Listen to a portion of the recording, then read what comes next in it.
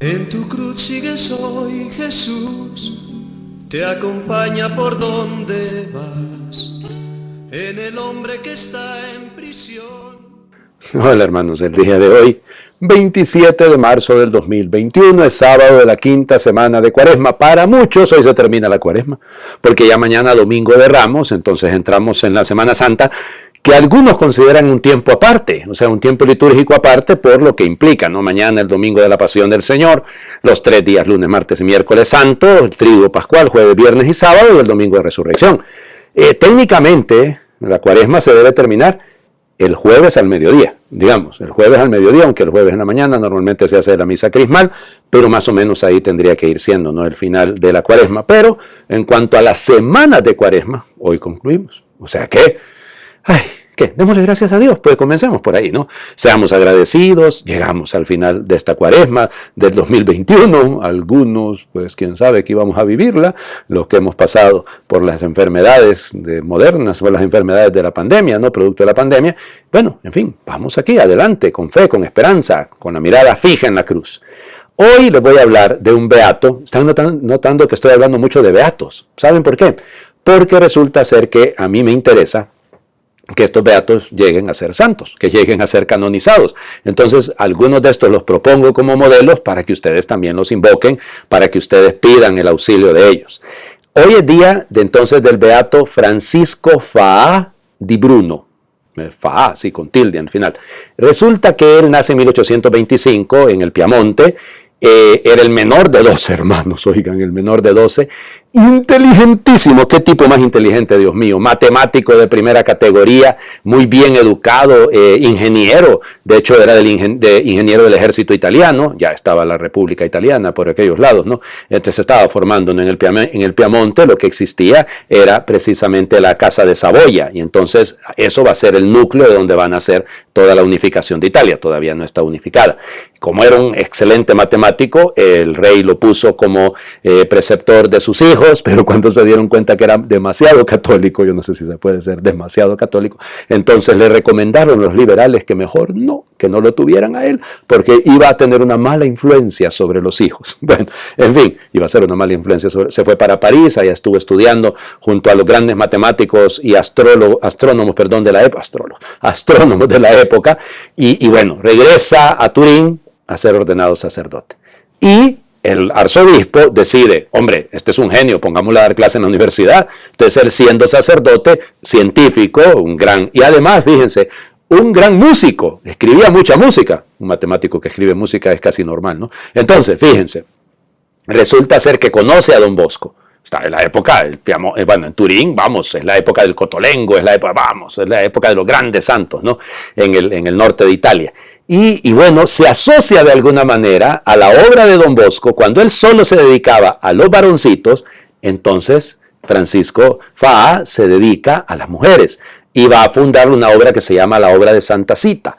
Y entonces, con la inspiración siempre de Don Bosco, mueren el mismo año, mueren en 1888, Don Bosco el 31 de enero y Francisco el 27 de marzo, perdón. Entonces fíjense ustedes qué lindo el asunto, ¿no?, cómo se van combinando. Y luego ya se fundará una congregación de las pequeñas hermanas de la Iglesia del Sufragio, porque la Iglesia de San Donato en Turín se dedicaba, allá por 1867, se dedicó para las personas, orar por las personas que habían fallecido durante las guerras. Y entonces por eso se llamaba la Iglesia del Sufragio, y ahí nacerá esa comunidad. Fue beatificado a los 100 años de su muerte, porque fue beatificado por el Papa San Juan Pablo II el 25 de septiembre de 1988, o sea que exactamente a los 100 años de su muerte. Bueno, vamos a las lecturas del día de hoy. Fíjense, Ezequiel, capítulo 37, versículos del 21 al 28. Esto dice el Señor Dios: voy a recoger de las naciones a donde emigraron a todos los israelitas. De todas partes los congregaré para llevarlos a su tierra. Haré de ellos un solo pueblo en mi tierra. En los montes de Israel habrá un solo rey para todos ellos, y nunca más volverán a ser dos naciones ni a dividirse en dos reinos. Ya no volverán a mancharse con sus ídolos, sus abominaciones y con todas sus iniquidades. Yo los salvaré de las infidelidades que cometieron y los purificaré. Ellos van a ser mi pueblo y yo voy a ser su Dios. Mi siervo David será su rey y todos ellos no tendrán más que un pastor. Cumplirán mis mandamientos y pondrán por obra mis preceptos. Habitarán en la tierra que di a mi siervo Jacob y en la que habitaron los padres de ustedes. Y ahí vivirán para siempre ellos, sus hijos y sus nietos. Mi siervo David será su rey para siempre. Voy a hacer con ellos una alianza eterna de paz. Los asentaré, los haré crecer y pondré mi santuario entre ellos para siempre. En medio de ellos estará mi templo. Yo voy a ser su Dios y ellos van a ser mi pueblo. Las naciones sabrán que yo soy el Señor que santifica a Israel cuando vean mi santuario en medio de ellos para siempre. Palabra de Dios. Te alabamos, Señor. La promesa de la alianza del descendiente, aunque aquí dice David que va a reinar sobre ellos un solo pueblo, ya no estarán dispersos. Imagínense para el pueblo que vive en el destierro escuchar esto. Es un canto de esperanza, eso es lo que nosotros empezamos a vivir con la Semana Santa, que estamos viviendo en la Cuaresma, no, pero vivimos durante la Semana Santa, la esperanza, cielos nuevos, tierra nueva, la muerte no tiene la última palabra, los corruptos no tienen la última palabra, la maldad no tiene la última palabra, la tiene Dios, es Dios el que tiene la última palabra, y por eso la fuerza de este evangelio, es evangelio porque es buena noticia, ¿no? De esta palabra que nos está llamando a vivir en la esperanza, a confiar en Dios. Una nueva alianza. Yo seré su Dios, ellos serán mi pueblo. Y vuelve a machacar una y otra vez lo mismo. Propiedad de Dios, eso somos. Lo difícil es captar todo esto. Y claro, hay que entender la mentalidad del mundo judío, ¿no? Concluyamos la Cuaresma, pues, quinta semana. Juan, capítulo 11, versículos del 45 al 56. En aquel tiempo muchos de los judíos que habían ido a casa de Marta y María al ver que Jesús había resucitado a Lázaro, creyeron en él. Pero algunos de entre ellos fueron a ver a los fariseos y les contaron lo que había hecho Jesús. Entonces los sumos sacerdotes y los fariseos convocaron al Sanedrín y decían, ¿qué será bueno hacer? Ese hombre está haciendo muchos prodigios. Si lo dejamos seguir así, todos van a creer en él. Van a venir los romanos y destruirán nuestro templo y nuestra nación. Pero uno de ellos, llamado Caifás, que era sumo sacerdote aquel año, les dijo, ustedes no saben nada, no comprenden que conviene que un solo hombre muera por el pueblo y no que toda la nación perezca. Sin embargo, esto no lo dijo por sí mismo, sino que siendo sumo sacerdote aquel año, profetizó que Jesús iba a morir por la nación, y no solo por la nación, sino también para congregar en la unidad a los hijos de Dios que estaban dispersos. Por lo tanto, desde aquel día tomaron la decisión de matarlo. Por esta razón Jesús ya no andaba públicamente entre los judíos, sino que se retiró a la ciudad de Efraín, en la región contigua al desierto, y allí se quedó con sus discípulos. Se acercaba la Pascua de los judíos, y muchos de las regiones circunvecinas llegaron a Jerusalén antes de la Pascua para purificarse. Buscaban a Jesús en el templo y se decían unos a otros, ¿qué pasará? ¿No irá a venir para la fiesta? Palabra del Señor. Gloria a ti, Señor Jesús. Desde aquel día tomaron la decisión de matarlo. Miren, lo que se me viene en este momento a mí escuchando esto es decirle al Señor, Señor, desde hoy tomo la decisión de amarte, de seguirte hasta la muerte. Tomo la decisión de ser tu discípulo. Se acabó. Lo demás me vale, me sobra. Yo lo que quiero es seguirte a ti. Vuelvo a la muletilla. Miren, Juan lo repite muchas veces. Muchos creyeron en él, muchos creyeron en él. Fíjense en todo lo que hemos escuchado esta semana. Por lo menos 3 veces, 4 veces hemos escuchado eso. Muchos creyeron en él, muchos creyeron en él. Sí, pero creer en él no es un asunto sentimental, creer en él no es un asunto intelectual, creer en él es vivir según él, es actuar como actúa él. Hace muchos prodigios, nosotros no vamos a hacer prodigios, lo que vamos a hacer es el bien.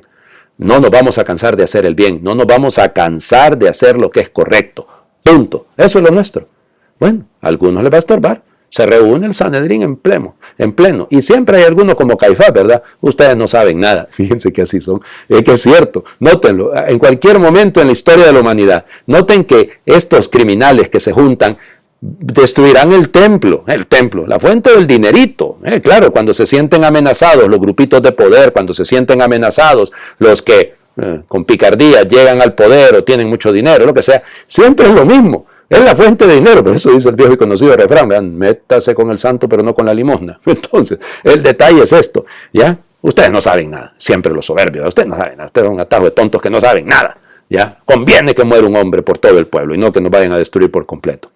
Pero es cierto, esa muerte es la única que valía, Esa es la única muerte necesaria. Las muertes producto del sicariato, las muertes producto de la violencia, las muertes producto del aborto, las muertes producto de la guerra, las muertes producto del COVID, todo eso no. Es la muerte de Cristo la que redime, es la muerte de Cristo que salva. Con esa bastaba. Y digo, evidentemente usted no se enferma porque quiere, eso es otra cosa, ¿no? Pero cuando hay negligencia en el manejo de la salud, pienso en pueblos enteros. Brasil, están sufriendo muchísimo, muchísimo por el mal manejo. En Chile, leía yo un artículo hace poco, y eso que han vacunado muchísima gente, pero han manejado mal la pandemia. O sea, es decir, nosotros no es que seamos el gran ejemplo, al contrario, somos el último de la fila. Pero ahí está. Entonces, no es esa, es la muerte de Cristo. ¿Ya? ¿Qué pasará? ¿Vendrá la fiesta? Sí, mañana llega. Mañana entrará triunfantemente. Les invito a hacer oración. Señor, sabemos que la envidia perjudica a todos, al que es envidiado y al que envidia, pero a veces nos cuesta mucho evitarla. Envidiamos un puesto de trabajo, un coche, una casa, un buen marido, una buena mujer, el carisma, el físico, la inteligencia, la fama. Nos parece que si no poseemos lo que envidiamos, no podemos triunfar ni ser felices del todo. Haznos comprender los peligros de la envidia. De la envidia nacen el odio y la calumnia, la alegría causada por el mal del prójimo y la tristeza causada por su prosperidad. La envidia nos arma unos contra otros y debilita desde dentro a las familias, a las comunidades y a toda la sociedad. Danos luz y fuerza para superar la envidia, para valorar nuestras posibilidades y capacidades, para dar gracias por las personas que nos quieren, por los pequeños logros que alcanzamos en la vida, por las montañas y los ríos, los animales y las plantas, por las cosas que nos hacen más agradable la vida. Danos luz y fuerza para superar la envidia, para ver en cada persona a un hermano, para no considerarlas competidoras ni enemigas, para admirar, alegrarnos y dar gracias de corazón por los talentos y los éxitos de los demás, para saber pedir con humildad lo que necesitamos y compartir con generosidad lo que tenemos. Amén. Les doy la bendición en el último día de esta semana quinta de Cuaresma, ya por empezar la Semana Santa. El Señor esté con ustedes. Les bendiga a Dios, que es Padre, Hijo y Espíritu Santo, y su bendición descienda, les acompañe siempre. Amén. Bueno, ¿listos? Mañana empezamos la gran semana, la Semana Mayor, la semana en la que, es la semana del amor, ¿no? Es la semana en la que recordaremos cuánto, tanto se nos ha amado.